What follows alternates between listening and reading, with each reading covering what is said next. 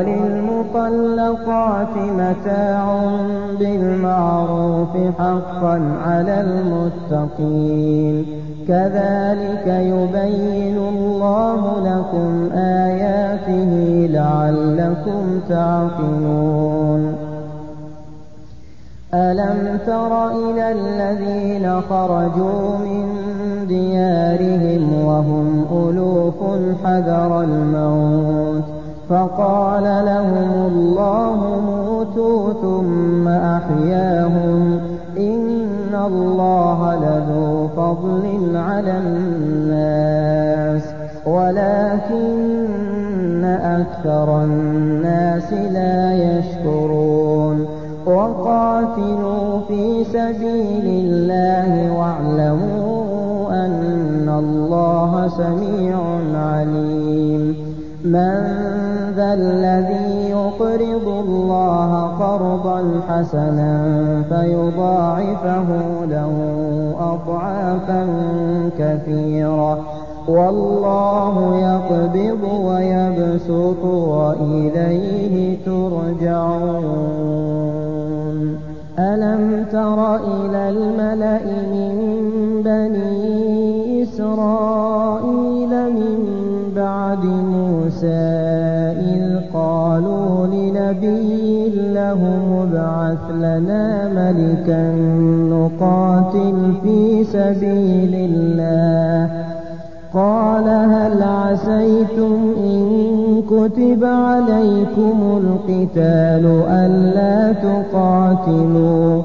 قالوا وما لنا ألا نقاتل في سبيل الله وقد أخرجنا من ديارنا وأبنائنا فلما كتب عليهم القتال تولوا إلا قليلا منهم والله عليم بالظالمين وقال لهم نبيهم إن الله قد بعث لكم طالوت ملكا قالوا أنى يكون له الملك علينا ونحن أحق بالملك منه ولم يؤت سعة من المال قال إن الله اصطفاه عليكم وزاده بسطة في العلم والجسم والله يؤتي ملكه من يشاء والله واسع عليم وقال لهم نبيهم إن آية ملكه أن يأتيكم التابوت فيه سكينة من ربكم وبقية مما ترك آل موسى وآل هارون تحمله الملائكة إن في ذلك لآية لكم إن كنتم مؤمنين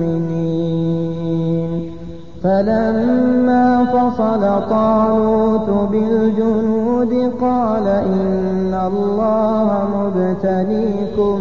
بنهر فمن شرب منه فليس مني ومن لم يطعمه فإنه مني إلا من اغترف غرفة بيده